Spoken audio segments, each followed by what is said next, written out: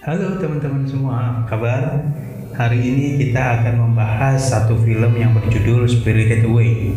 Film ini adalah film animasi yang bergenre horor yang disutradarai oleh Hayao Miyazaki, seorang animator yang berasal dari Jepang. Film ini rilis pada tahun agak lumayan lama, yaitu Juli 2001 yang rilis di Jepang. Film ini banyak sekali mendapat penghargaan, diantaranya Academy Award for Animation Feature Film, Academy Honorary Award, Golden Bear, dan lain-lain. Di dalam film ini ada beberapa pemeran, di mana pemeran utamanya ini bernama Chihiro, seorang perempuan sekitar umur 10 tahun yang mempunyai sifat manja, agak ceroboh, pemalas, ya layaknya seorang anak-anak lah ya. Di situ juga ada ayahnya Chihiro, ada ibunya Chihiro, ada Haku, ada Kamachi, ada Yubaba, ada Kaonashi, ada Zeniba, Bowlin, dan lain-lain. Oke, kita langsung saja membahas filmnya.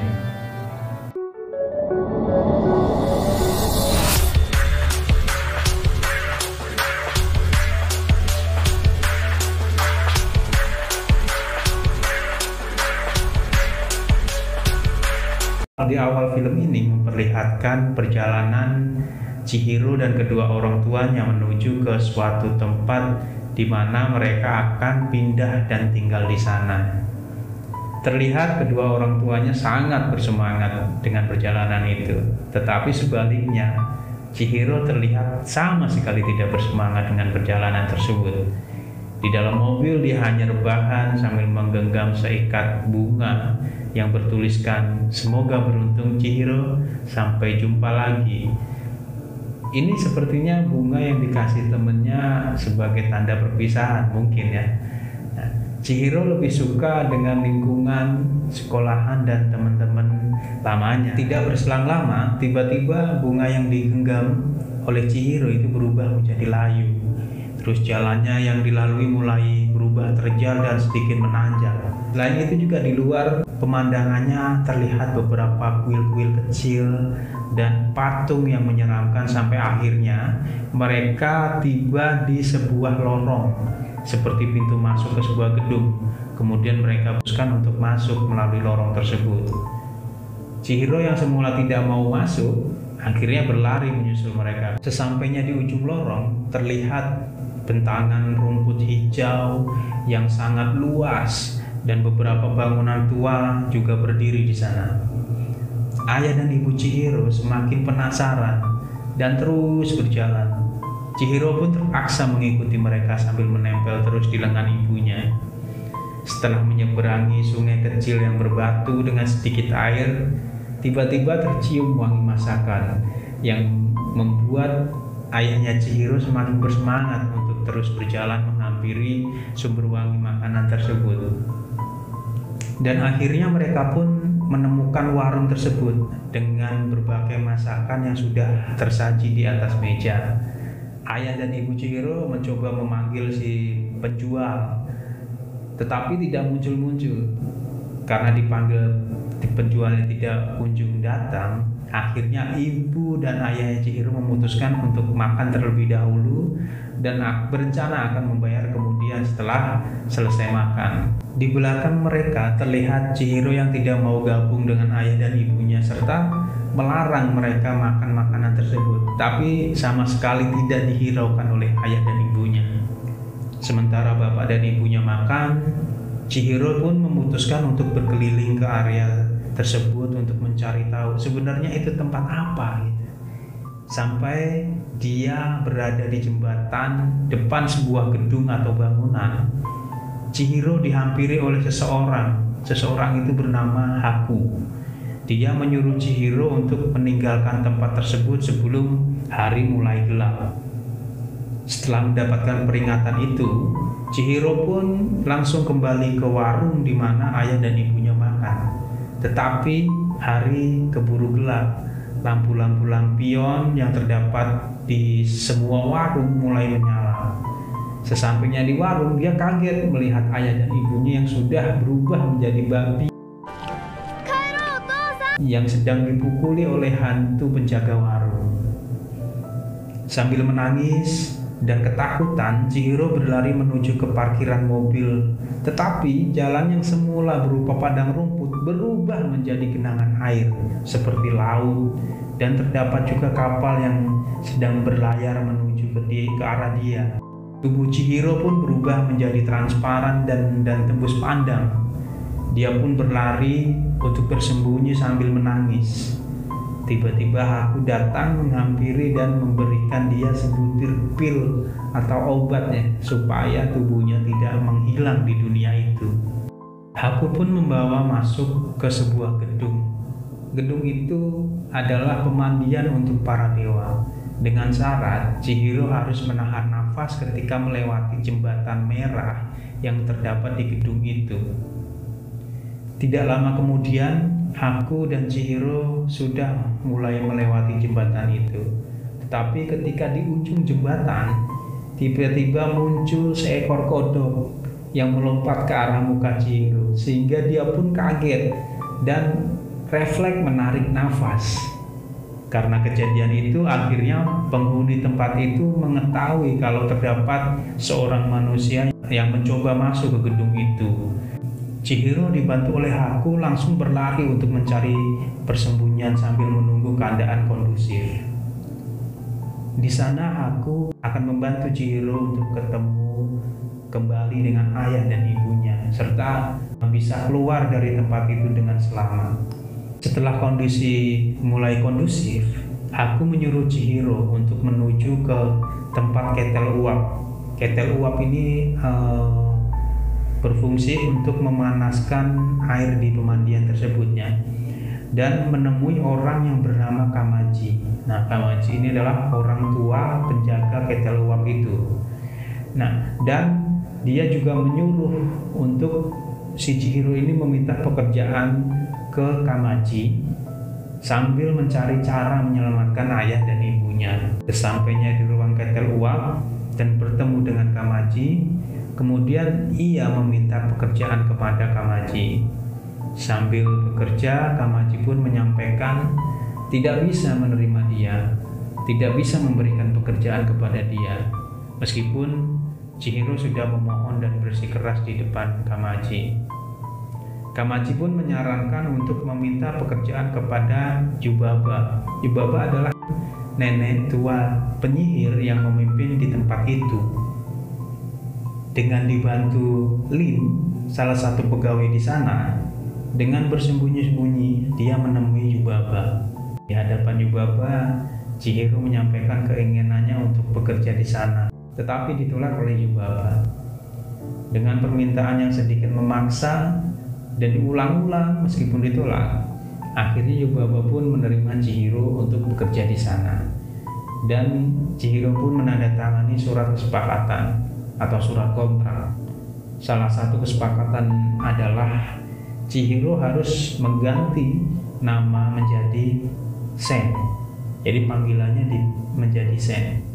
Kemudian ia pun menuju ke kamar dan mengganti baju dengan dibantu Lee dan beristirahat sebelum mulai bekerja. Sen pun mulai bekerja bersama pegawai lain. Meskipun di awal-awal mendapatkan penolakan dari pekerja lain di sana dikarenakan bau busuk dari seorang manusia yang sangat tercium, tetapi setelah beberapa hari makan makanan yang ada di sana, bau itu pun menjadi hilang. Saat membuang air bekas mengepel tersebut, Sen melihat sosok makhluk yang berdiri di luar. Karena di luar hujan, akhirnya setelah membuang air itu, pintu ruangan tidak ditutup lagi oleh Sen, supaya makhluk yang berdiri di luar dapat masuk ke dalam karena di luar hujan. Terdapat dua pekerjaan besar yang sukses dilakukan oleh Sen. Pertama adalah melayani tamu yang disebut roh bau busuk. Semua pegawai dan Yubaba sendiri menolak untuk melayaninya karena bau busuk yang sangat menyengat, sehingga Yubaba menyuruh Sen untuk melayaninya. Sen pun mengajak roh bau busuk ke bak mandi besar yang baru selesai dibersihkan bersama Lee. Dan roh bau busuk pun masuk ke bak yang penuh dengan air herbal. Saking banyaknya lumpur yang menempel di badan dia, air pun kurang karena penuh dengan lumpur, sehingga Sen perlu menambahkan air herbal lagi. Air herbal pun mengalir kembali dari pipa. Kemudian Sen mencoba untuk masuk ke bak dan membantu mencabut benda yang tersangkut di badan roh bau busuk, sehingga seluruh kotoran dan sampah semuanya terlepas dari badan roh bau busuk dan mengalir bersama air herbal. Di antara sampah tersebut ada butiran-butiran emas yang terdapat di dalamnya. Karena sudah membantu membersihkannya, akhirnya roh bau busuk memberikan sejenis kue herbal berbentuk bulat kepada Sen. Dari situ baru disadari bahwa roh bau busuk tersebut adalah dewa sungai yang cukup terkenal di daerah itu. Dari saat itu, Yubaba menyukai pekerjaan Sen. Keesokan harinya, Sen terlambat bangun. Seluruh pegawai sudah sibuk melayani pengunjung. Pengunjung yang dilayani tersebut adalah makhluk yang sempat ditemui oleh Sen ketika sedang membuang air bekas pel. Makhluk itu bernama Kaunasi, yang menyusup masuk ke dalam gedung pemandian dan sudah menelan beberapa karyawan dengan mengiming-imingi emas yang dikeluarkan dari tangannya. Sementara yang lain sibuk melayani, Sen masih berada di kamarnya, dan ketika dia keluar ke teras kamar sambil memikirkan nasib ayah dan ibunya, dia melihat seekor naga putih yang terbang yang diserang oleh puluhan burung kertas. Naga putih itu adalah Haku. Haku pun masuk ke dalam kamar Sen untuk menyelamatkan diri, dan pintu kamar segera ditutup oleh Sen sehingga burung kertas berjatuhan karena menabrak pintu kamar. Akhirnya burung-burung tersebut pergi meninggalkan kamar. Sen pun menghampiri naga tersebut dan mengajaknya berbicara, tetapi naga itu malah kembali terbang keluar kamar ke arah kamar Yubaba. Karena khawatir, Sen pun berusaha mengejar naga itu, tetapi ketika dia akan keluar kamar, terdapat satu burung kertas yang masih hidup dan menempel di punggung Sen. Sen tidak menyadari hal tersebut dan terus berlari melewati kerumunan pegawai yang sedang meminta emas kepada Kaunasi. Dia terus berlari sampai akhirnya berhenti karena Kaunasi berada tepat di depannya. Kaunasi memberikan dia butiran emas yang keluar dari kedua telapak tangannya, tetapi Sen menolak dan terus berlari keluar ruangan sehingga emas itu pun menjadi rebutan pegawai lainnya. Sementara di dalam ruangan, karena Kaunasi marah, dia menelan dua pegawai yang ada di depannya, sehingga pegawai lainnya pun berlarian menyelamatkan diri. Kaunasi sudah berubah menjadi sangat besar karena makan terus dan ganas seperti monster. Sementara Sen sudah berada di atap gedung mencoba naik lagi dengan memanjat dinding bangunan ke arah ruangan Yubaba untuk menyelamatkan naga putih yang sedang terluka tadi. Sebelum sampai ke atas, dia melihat Yubaba terbang ke arah kamar, sehingga Sen pun bersembunyi di salah satu jendela dan mencoba masuk dari jendela tersebut. Dengan dibantu oleh burung kertas yang menempel di rambutnya, sekarang sudah pindah ke rambutnya, dia berhasil masuk ke ruangan bayi Yubaba. Di ruangan itu, Sen mendengar Yubaba sedang marah besar karena mendapatkan laporan ketamakan pegawainya, sehingga menimbulkan masalah besar dengan Kaunasi di tempat pemandiannya. Sementara Yubaba sedang memeriksa kekacauan yang terjadi di pemandian, Sen keluar dari kamar bayi Yubaba dan menghampiri naga putih itu yang sudah akan dieksekusi dengan menjatuhkan ke cerobong asap. Tidak lama bayi Yubaba keluar dan menangis karena Sen tidak mau diajak bermain. Ketika bayi itu akan menangis, tiba-tiba burung kertas yang menempel di rambut Sen berubah menjadi seorang yang mirip seperti Yubaba. Ternyata dia adalah Zeniba, saudara kembar dari Yubaba.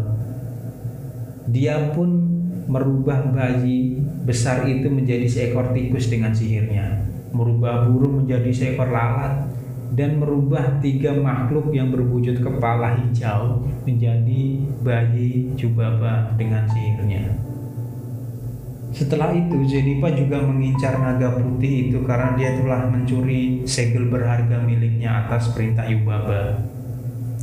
Ketika Zeniba sedang menyuruh bayi besar untuk kembali ke kamarnya, si tikus dan si lalat merayap ke atas pundak Sen, dan naga itu pun tiba-tiba bangun, tapi akhirnya pingsan lagi dan jatuh ke cerobong asap bersama Sen, tikus, dan lalat di atasnya. Sebelum sampai ke dasar cerobong, naga itu tersadar dan bisa kembali terbang sehingga menabrak sebuah baling-baling di atas ruangan Kamichi. Dan akhirnya dia pun pingsan lagi di sana. Menurut Kamaji, di dalam tubuh si Haku dipengaruhi oleh sihir yang terdapat di segel yang dia curi dari Zeniba. Sen pun memberikan kue herbal pemberian dari Dewa Sungai kepada naga itu. Tidak lama kue tersebut bereaksi sehingga segel dan sihir itu keluar dari mulut naga itu. Sihir itu berubah menjadi sebuah bentuk hewan seperti cacing, tetapi akhirnya dapat dibunuh oleh Sen dengan cara menginjaknya. Sen bilang ke Kamaji akan mengembalikan segel yang setelah dicuri oleh naga itu, di mana naga itu sekarang sudah berubah wujud menjadi Haku. Makaji pun memberikan dia tiket kereta untuk menuju ke rumah Zeniba. Ketika Sen menuju ke bawah, hendak ingin berangkat ke tempat Zeniba, dia dipanggil oleh Yubaba dan ditugaskan untuk yang kedua kalinya untuk melayani Kaunasi serta mengambil seluruh emas yang keluar dari tangannya. Kaunasi sudah berubah menjadi sangat besar dan ganas. Akhirnya Sen pun memberikan kue herbal yang terakhir dengan melempar ke dalam mulut Kaunasi. Tak berapa lama, Kaunasi pun muntah mengeluarkan semua yang dia makan dan mengejar Sen karena sudah memberikan kue herbal itu kepadanya. Sen terus berlari menuju ke perahu yang sudah disiapkan oleh Lee dan mendayungnya menuju ke halte atau pemberhentian kereta. Sementara dari kejauhan terlihat Kaunasi melompat ke air dan berenang mengikuti Sen. Gak perlu menunggu waktu lama, kereta pun datang dan Sen bersama tikus lalat naik ke atas kereta. Tiba-tiba di belakangnya muncul Kaunasi di belakang Sen dan ingin ikut naik kereta. Karena Kaunasi sudah berubah menjadi tidak ganas lagi dan sudah jinak, maka Sen mengizinkan ikut pergi dengannya ke rumah Zeniba. Sementara Sen dan teman-temannya berada di dalam perjalanan menuju ke rumah Zeniba, Haku yang sudah tersadar dari pingsannya, dia menceritakan apa yang dia rasakan ketika berada di bawah pengaruh sihir. Dia mendengar suara Sen atau Chihiro dan mengikuti suara itu sampai dia terbangun di tempat Kamaji. Sementara Yubaba baru menyadari bayi yang berada di sampingnya bukanlah Bau, melainkan si kepala hijau, sehingga dia marah dan bertanya kepada Haku siapa yang melakukannya. Haku pun memberitahunya bahwa itu adalah perbuatan dari Zeniba. Haku menawarkan akan membawa Bauku kembali pulang, tetapi dia harus membebaskan Sen alias Chihiro dan kedua orang tuanya. Setelah perjalanan beberapa waktu, akhirnya Sen dan teman-temannya sampai di pemberhentian kereta yang ditujunya. Mereka pun dijemput sebuah lampu bertiang dan membawanya ke rumah Zeniba. Sesampainya di rumah Zeniba, Sen pun mengembalikan segel yang telah dicuri oleh Haku dan memintakan maaf atas perbuatan Haku kepada Zeniba. Zeniba pun menceritakan bahwa hewan sejenis kumbang yang keluar dari mulut naga bersama segel itu adalah ulah Yubaba, bukan ulah dirinya. Tujuannya agar Yubaba bisa mengendalikan Haku selama jadi muridnya. Setelah mereka ada di sana untuk beberapa saat, muncullah Haku yang datang untuk menjemput mereka kembali ke pemandian. Tetapi Kaunasi tetap tinggal bersama Zeniba. Mereka pun terbang menaiki Haku yang berubah menjadi naga putih. Dalam perjalanan, Chihiro bercerita tentang sungai di mana ia pernah jatuh waktu kecil. Namanya adalah Sungai Kohaku. Dari situ, Haku mulai mengingat nama aslinya, yaitu Niki Hayami Kohaku Nushi. Sehingga ia pun terbebas dari sihir Yubaba dan berubah menjadi manusia. Sementara Yubaba menunggu kedatangan mereka di pemandian dan menyiapkan beberapa babi di sampingnya.